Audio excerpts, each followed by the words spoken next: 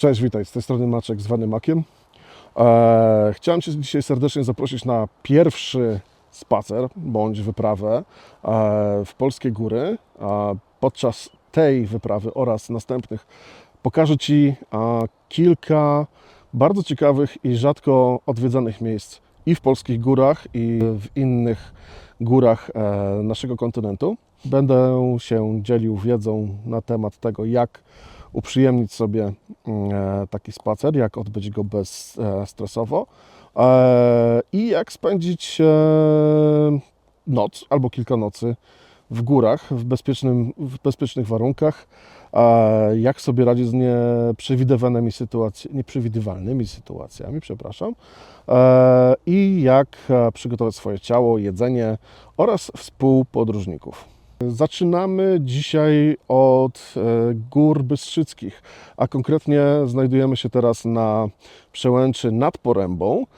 Jest to o tyle ciekawe miejsce, że spotykają się tutaj dwa łańcuchy górskie, bo tutaj spotykają się Góry Bystrzyckie z Górami Orlickimi. Zaraz Ci pokażę, co tutaj naokoło jest. To skrzyżowanie, które tutaj widzisz, to właśnie centralne miejsce przełęczy nad Porębą. Poręba znajduje się w dół tej małej dróżki za drzewami. Tu też znajdziesz na wprost od nas drogę, która prowadzi do Międzylesia i dalej do Międzygórza. A w prawo dojedziemy do Mostowic, w których znajduje się malutkie przejście graniczne do Czech. Oraz ciągnie się dalej autostrada sudecka, która prowadzi m.in. do Zieleńca, w którym można pojeździć na nartach, a także do Tusznik-Zdroju i Kudowy-Zdrój. Z tej strony widzimy kilka ciekawych spraw. Po pierwsze, towarzyszkę moich podróży, czyli Freję. No, pokaż się Państwu. Nie, jednak patyczek ma priorytet dzisiaj. A dalej widać masyw Śnieżnika oraz kawałek w lewo przedmieścia, jeżeli można tak powiedzieć, Międzygórza. Czyli mamy widok na drugą stronę Kotliny Kłodzkiej. My się dzisiaj udamy na północ, czyli w tą stronę, na masyw Góry Jagodnej, ale nie będziemy dzisiaj wchodzić na szczyt Jagodnej, który zresztą jest częścią Korony Gór Polskich. Zobaczymy trochę z trasy, żeby odwiedzić kilka bardzo ciekawych i niespotykanych w przewodnikach turystycznych miejsc. No to ruszamy w drogę. I już po kilkuset metrach mamy ścieżkę odbijającą w prawo od drogi technicznej, a zaprowadzi ona nas w pierwsze ciekawe miejsce w tym regionie, czyli do bunkra obserwacyjnego, który był elementem systemu obrony, który powstał w tym miejscu w latach 30. Ten konkretnie bunkier był przeznaczony dla załogi 2 obserwatorów z karabinem maszynowym. Oryginalnie był pomalowany na zielono i przykryty ziemią. Znaki ostrzegawcze informują nas, że za czasów Polski Ludowej ten bunkier był stosowany jako tzw. mogielnik, czyli magazyn odpadów toksycznych. Podobno zostały one z niego wywiezione, a wnętrze zostało zasypane piaskiem. Mimo to nie polecam kręcić się tu zbyt długo. Brzoza, a konkretnie kora brzozy, jest jednym z najcenniejszych surowców, które podczas wędrówki w górach możemy znaleźć i wykorzystać. Chociażby dlatego, że kora brzozy jest hydrofobowa, więc można ją wrzucić do wody, a za chwilę wysuszyć i wykorzystać chociażby jako naprawdę całkiem niezła rozpałka, a później Wam pokażę, jak to się robi.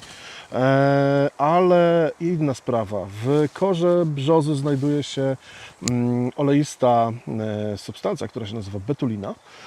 I betulina ma to do siebie, że jest fantastycznym środkiem przeciwbakteryjnym, przeciwwirusowym, przeciwdrgawkowym, przeciwgorączkowym, zapalnym itd.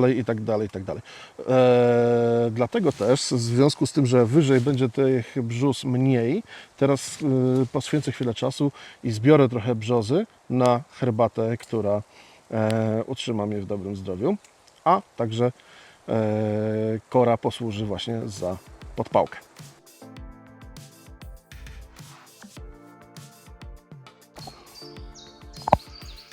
Po chwili marszu na północ dołączyliśmy do dwóch szlaków. Do szlaku niebieskiego i żółtego, które prowadzą w głąb właśnie masywu Jagodnej, oraz do starego szlaku świątynnego, o którym opowiem Wam kiedy indziej. Za chwilę te dwa szlaki główne się rozwidlą. Będziemy szlakiem żółtym do bardzo ciekawego miejsca. Przy szlaku żółtym znajdziemy tego typu konstrukcje. Są to schrony dla pracowników leśnych bądź dla turystów na wypadek brzydkiej pogody, ponieważ potrafi tutaj lunąć bez ostrzeżenia czasami. W środku miejsce do odpoczynku, ewentualnie do rozpalania małego ognia. Można zamknąć drzwi, żeby nie wiało, i przeczekać nawałnicę. Dotarliśmy do miejsca, które popularnie jest nazywane Zimnym Dołem, dlatego że w tym miejscu zbiegają się wszystkie wąwozy góry czy masywu Góry Jagodnej oraz wszystkie cieki wodne, które tutaj występują, wszystkie strumienie, które tworzą potwornie podmokły teren. Zajście tutaj gdziekolwiek ze ścieżki oznacza zapadnięcie się po pas i pozostanie tak, aż ktoś nas znajdzie. A że mało kto tu tędy chodzi, może być słabo. Oto jest cel naszej dzisiejszej krótkiej wędrówki. Chatka sylwestrowa, czyli schron turystyczny, ogólnie dostępny, z piecem w środku i ogniskiem na zewnątrz. Dzisiaj tutaj spędzimy noc i porozmawiamy o kilku ważnych sprawach dotyczących chodzenia po górach i rano powędrujemy dalej. Chatka sylwestrowa jest ukryta między drzewami. Dlatego, żeby do niej dotrzeć, musisz znać jej położenie. Możesz korzystać z niej bez rezerwacji, bez uprzedniego zgłaszania. Jedyną zasadą jest, byś po sobie posprzątał, zostawił trochę wody i drewna dla kolejnych odwiedzających. Chatka powstała pod koniec lat 70. z inicjatywy studentów z koła turystycznego Politechniki Wrocławskiej. Była zniszczona, lecz wolontariusze odbudowali ją i dbają o nią. W chatce znajduje się stół, znajduje się podest, na którym się śpi. Podest dlatego, że pamiętamy, zimne powietrze idzie w dół, więc na podeście teoretycznie powinno być trochę cieplej. Chatka odgrzewana jest taką oto kozą.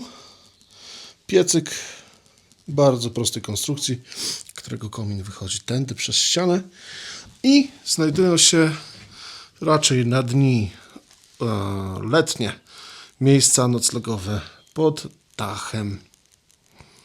No powiem tak, 5 gwiazdek to na pewno ma. Obawiałem się, że u celu naszej wędrówki nie będzie drewna, więc postanowiłem zebrać trochę szczap po drodze.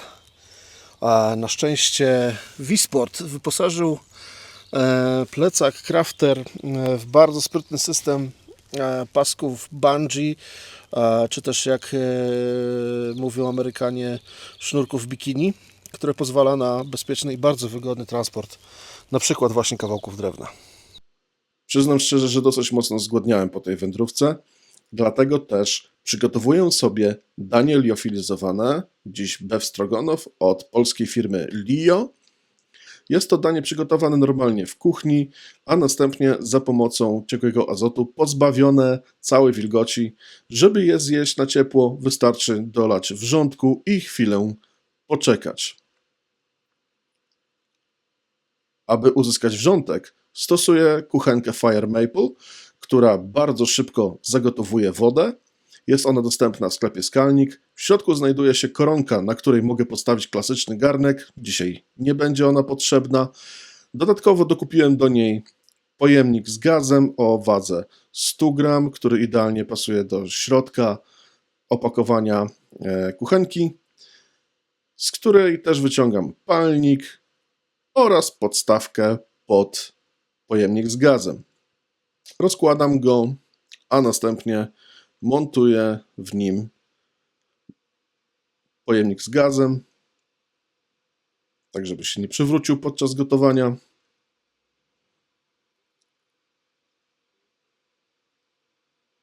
Na gwint butli wkręcam palnik, dolewam wzmaganą przez danie wodę, przykrywam pokrywką, a następnie odkręcam gaz, który podpalam iskrownikiem, jak w normalnej kuchni gazowej. Teraz czekamy chwilę i już po 3 minutach woda solidnie się gotuje. Można ją wlać do dania liofilizowanego.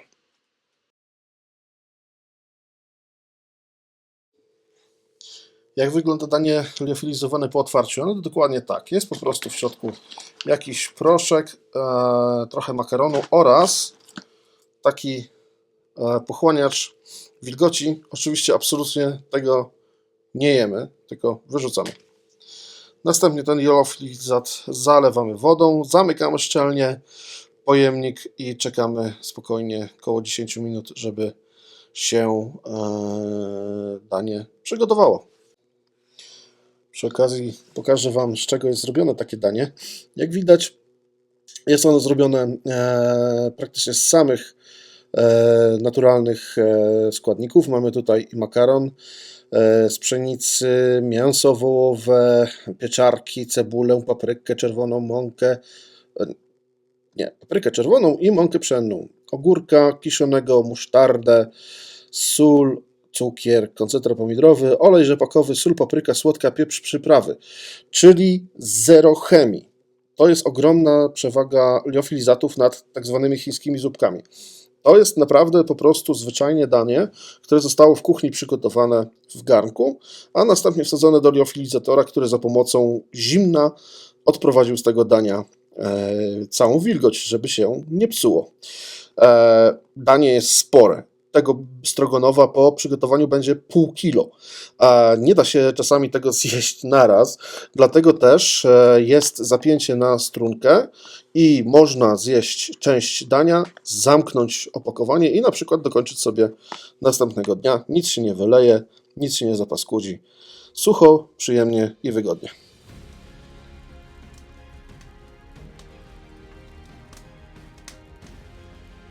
W piecyku już pali się ogień. Moje danie już gotowe. Bierzemy się za kosztowanie.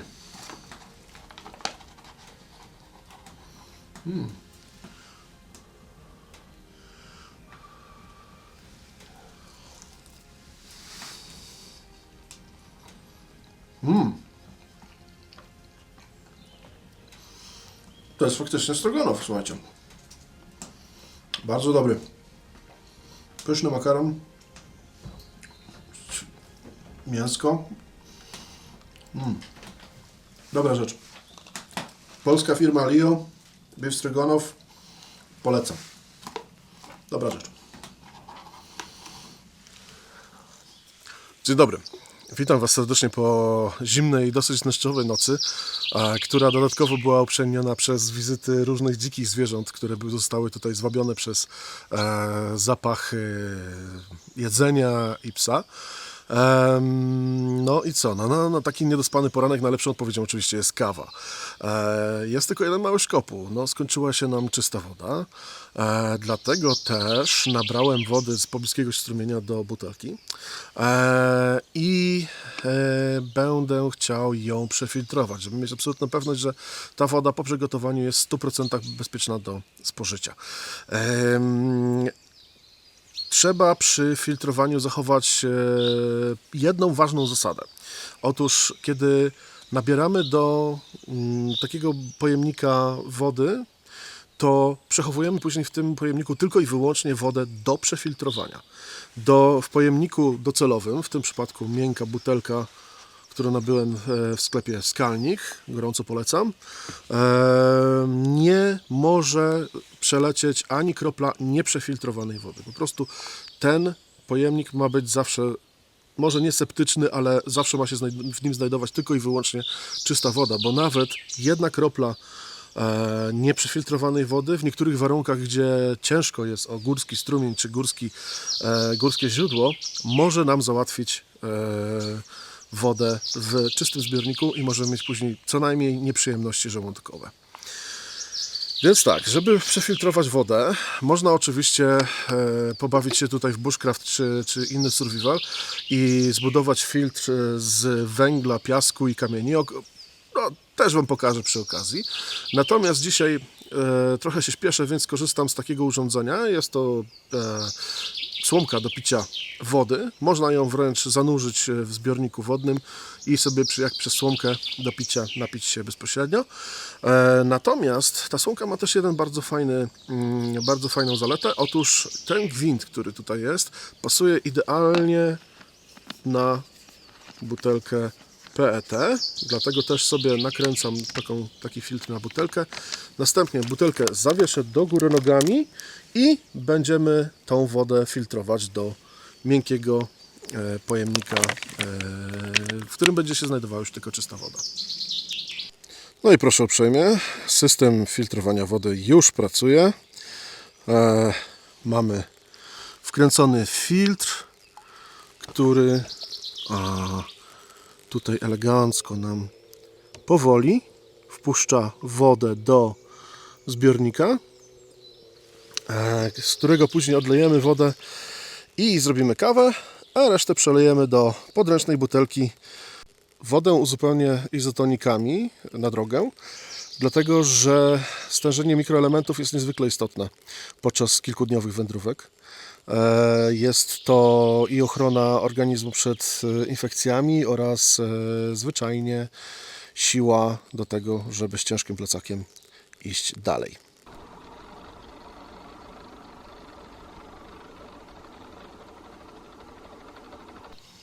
No i co? Woda odfiltrowana, zagotowana, kawusia gotowa. Pijemy, rozgrzewamy się i ruszamy dalej. Tak, to jest to.